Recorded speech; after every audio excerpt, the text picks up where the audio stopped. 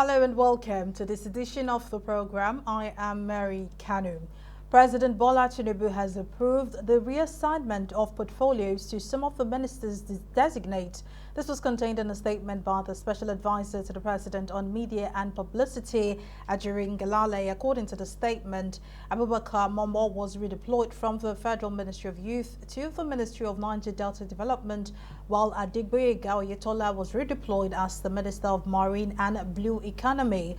Ajuri, however, added that the Federal Ministry of Youth would be reassigned to a minister-designate soon. Other intending cabinet members include Bomi Tunjojo and Saidu Alkali, who were redeployed as the Minister of Interior and Minister of Transportation, respectively. In the new development, both ministers of state in the oil and gas sector have been domiciled in the Federal Ministry of Petroleum Resources. On this note, Senator Heniken Lukbobiri was assigned the portfolio of Minister of State for Oil, while Ekpe Ekpo was named the Minister of State for Gas, both under the Ministry of Petroleum Resources. On Monday, August 21st, President Bola Tinubu administered the oath of office to the 45 successful ministers designate of his cabinet. This followed the completion of their documentation over the weekend as part of the fulfillment of resuming office. President Tinubu's cabinet emerges nearly 3 months after his inauguration on May 29th. Well, joining me now on the program to analyze this latest development around the ministerial list is political affairs analyst Jide Ojo. Thank you very much for joining me on the program.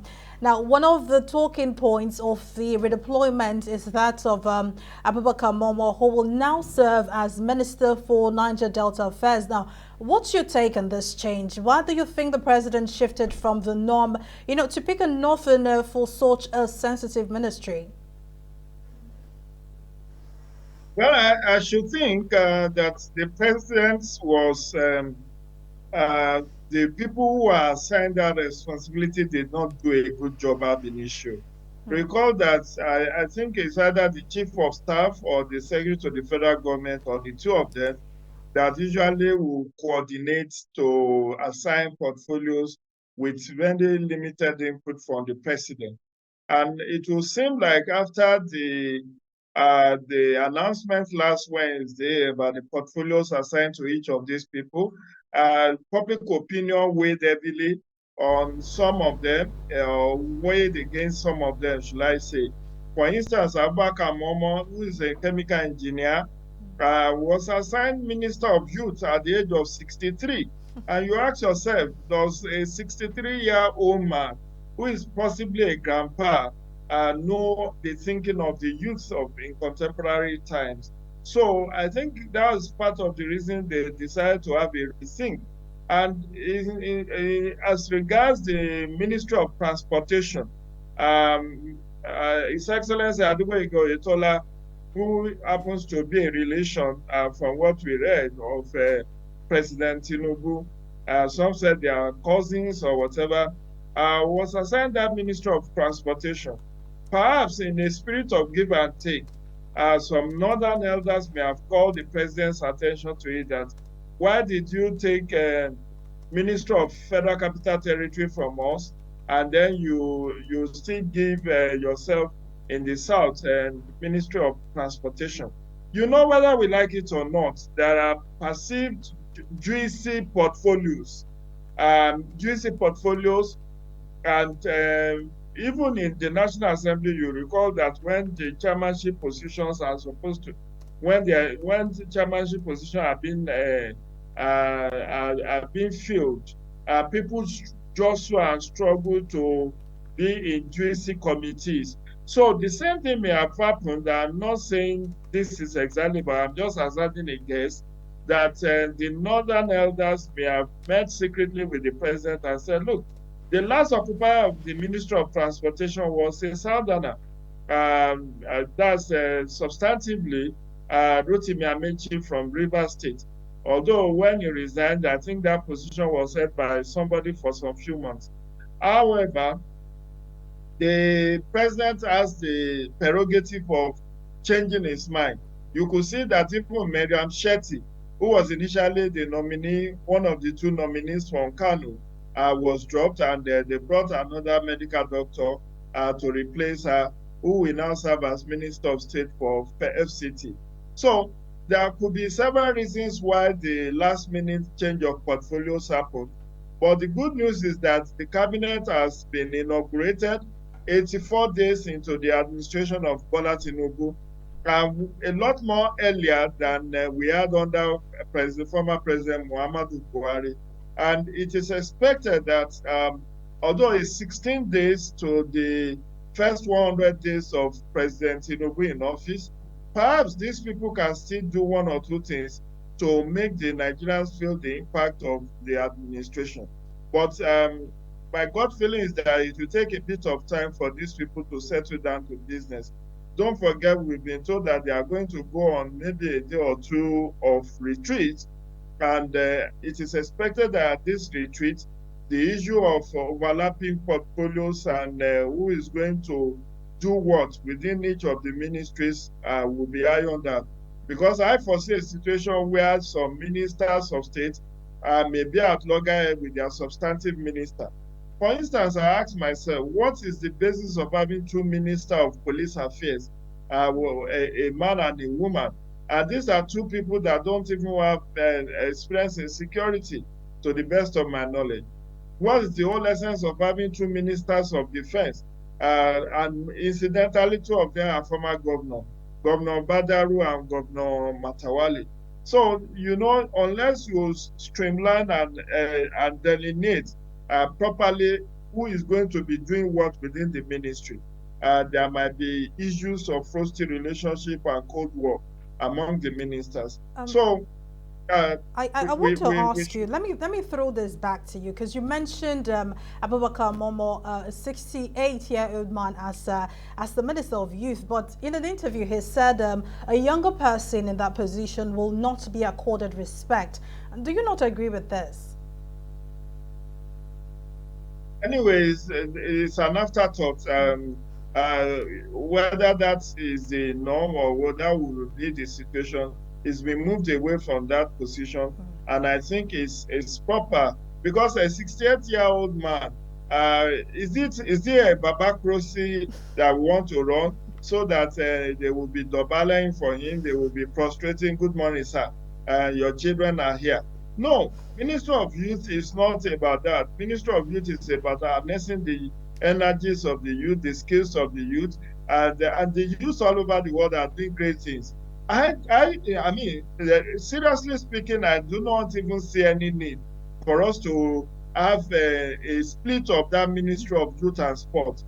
But it will seem job for the boys. You now have a standalone Ministry of Youth. You now have a standalone Ministry of Sport. You now have a standalone Ministry of Tourism.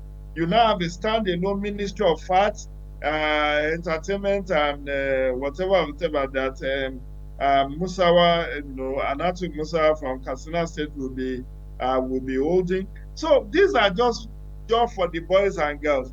We do not need the number. We do not need 45, 48, 52 people to run the economy or to run this country called Nigeria. The world has since moved on to smart governance. And I have serious issues and concerns about a cabinet of over 50 people, because at the end of the day, to have the full complement, as the president has indicated, there will be 48 ministers, himself inclusive, making 49, because he has now assigned the portfolio of Minister of Petroleum Resources to anyone. But there are two ministers of state, that's oil and gas. Before we get to that, I want to, before we get to that, going to be in the cabinet, there will be president, there will be chief of staff, there will be secretary to the federal government, there will be vice president. Before we get to all of that, I want to ask you, because you mentioned security, which is very pertinent, in this country. And we have Bello Matawale as the Minister of Defense, and this has raised a few eyebrows, just like you've said. Zamfara State is ravaged by terrorism, and Matawale's, decisions concerning the situation have been considered controversial. So now, despite his antecedents, what factors do you think played out for him to be considered, for such a sensitive position of defense minister? Interestingly, I really don't know. You know, I don't work in the presidency, neither am I a public servant. I can only hazard a guess that it's also just settlement culture. You just want to settle the guys that work for you for your electoral victory. So every state gets to nominate somebody or somebody nominates himself. So Matawale lost election he lost his re-election bid to return to the government house in Gusau, and then the next thing you want to compensate him by making him Minister of State. But the bigger challenge is now, um, you know, Minister of State and substantive ministers, you can actually appropriately designate them as senior and junior ministers. Even though the people in government will say, "Oh, there is no junior minister," there are junior ministers. Because yesterday, in the Punch newspaper of last Sunday, they gave a breakdown of how much will be spent on accommodation for the ministers, which comes to about 1.37 billion in 4 years. Minister of States and the substantive ministers are not going to earn the same amount. They are going to earn less. Minister of State will earn less, which shows that they are junior ministers. So in a situation where you now have a Matawale and a Badaru in the same Ministry of Defense, and who will be, both of them will be claiming, after all, both of us are former governors, so you are not my senior. And that's the kind of thing the president ought to have averted. Unfortunately, too, Mary, we do not have somebody with military background as our Minister of Defense. No one among the 45 people inaugurated today has military background or police or security background in the strictness of in the strictness of the word, except the fact that we say, oh, a former governor is the chief security officer of the state. So for that single reason, maybe because he's been coordinating security at the state level, he has some measure of experience. But that's not the kind of experience you will need in running a Ministry of Defense. But again, largely, this is just compensatory list. This is just something that you say, oh, these people worked for me for my electoral victory. I need to compensate them. Of course, it's pot barrel politics, and it's not peculiar to Nigeria. Globally, people worked for the victory of any elected public officials are often settled either through appointment or through contract or through one forms of compensation or the other. So we just wait with bated breath to see how the efficiency and performance of these 45 people will be in the coming weeks. But it's quite saddening that at the same time that we said we want to reduce the cost of governance, that's when we are having 45 ministers. And don't forget, in the Ministry of Police Affairs, for instance, we have two ministers, Minister of Police Affairs and the Minister of State for Police Affairs. The president even took it to a ridiculous level by appointing a woman as Minister of State for Police Affairs. What does she know? What does she know about security? What does she know about policing?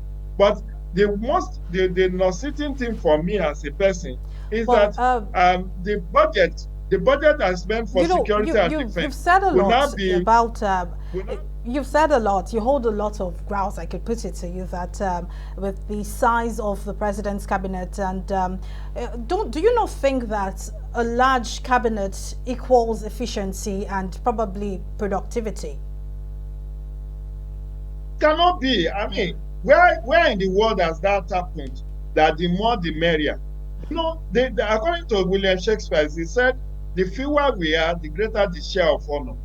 And the world today, the running of governments globally today works towards smart economy, smart governance. And what does smart means? Specific, measurable, achievable, realistic, and time-bound.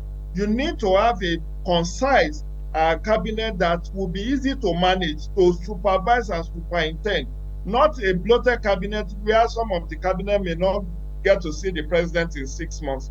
Remember, even under the immediate past administration of President Buhari, between 2015 and 2019, there was a case of Ibe Kachuku, Dr. Ibe Kachuku, then Minister of State for Petroleum Resources, who said he could not see the minister, he could not see the president, who was then the substantive minister, in 6 months. He could not see the president because the chief of staff to the president, then Abba Kyari, has issues about him seeing the president. So you may end up having these ministers who will never or may not present one memo in 2 years. Because at the end of the day, even the issue of settling down to business now, many of these ministries that are newly created do not have budget lines. The 2023 budget that we are currently operating do not envisage that there will be Ministry of Marine and Blue Economy. It did not envisage that we are going to have a separate Ministry of Youth as different from Ministry of Sport. It's youth and sport. Even the Ministry of Finance, budget and national planning has been split between two individuals. So we now have Minister of State, Minister of Minister of Budget and National Planning, different from Minister of Finance. Although the Minister of Finance has been made the coordinating minister for economy. But all of these things, I'm afraid I have to cut you here. The conversation will continue, but we have to go on a break. So let's take a short break. When we return, the program will continue. Stay with us.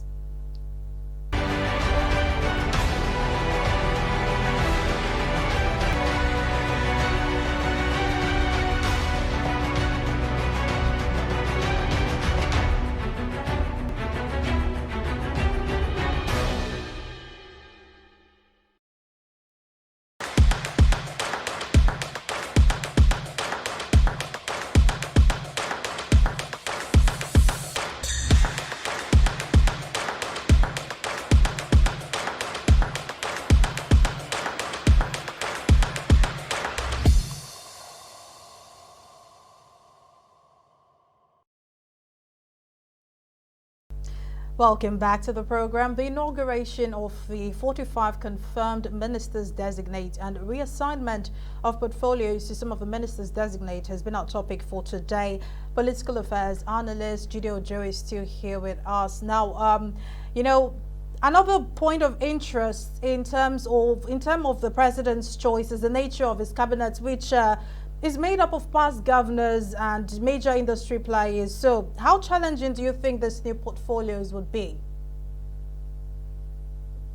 For me, unless there are this retreat that they are going to have in the coming days, unless there are proper delineation of responsibilities and duties, those who are going to be minister of states with any of the former governors may have it tough.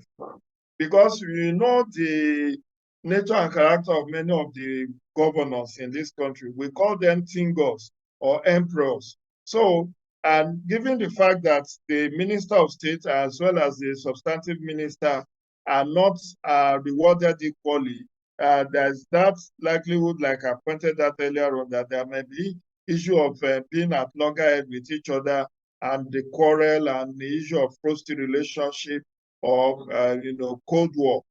We've seen that before between the minister, the now number 3 citizen who was then Minister of Niger Delta, and the Minister of State for Niger Delta, that's Festus Keyamo. When Keyamo had to even request the President Buhari to post him out of Minister of Niger Delta because he couldn't work with Godswill Akpabio. And that's why he was now posted to work with Chris Ngige as the Minister of State. And you could see that in the entire period of their relationship is more like master-servant, because that's why you saw Festus Keyamo struggling to have a signature achievement by instituting the issue of 774,000 public works that he coordinated, which also brought him at loggerheads with the National Assembly when he shouted that the National Assembly was trying to undermine the success of that program. But what I'm saying is that there is going to be a retreat from what has been said by the Office of the Secretary to the Federal Government. Perhaps be maybe by tomorrow or in the coming days. So that retreat should iron out who does what, who will be doing what, and what will be the key performance indicator for each of the ministers, whether you are substantive or you are Minister of State. What will be your scope of work? What will be your terms of reference?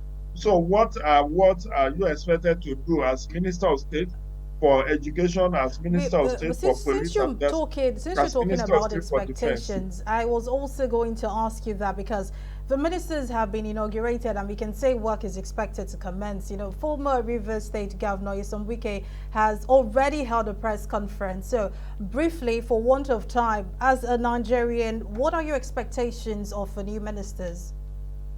Briefly, please. I wish them well. I wish them best of luck, but they should have zero tolerance for corruption. Accountability and transparency should be their watchword. This is not the time for them to engage in personal aggrandizement, but the time to serve the good people of Nigeria who are hungry, who are angry, who are looking forward to dividends of democracy. So zero tolerance for corruption and efficiency and effectiveness in their respective ministry. I also will enjoin the president to make sure that each of the ministers are well resourced in terms of funding for their programs and projects, well resourced in terms of human capacity, so that they have full complement of staff to enable them to perform. It's not enough to set a target for people. You must also give them the resources, equipment, and manpower to succeed. And that's what I wish them. So they have their job cut out for them, but best of luck, zero tolerance for corruption, accountability and transformation, accountability and transparency should be their watchword. All right. Well, Jide Ojo, Political Affairs Analyst, thank you very much for your time and your contribution. My pleasure. Do have a great day and Happy New Week. Happy New Week. Well, that's our program for today. Thank you very much for watching. I am Mary Kanu. Bye for now.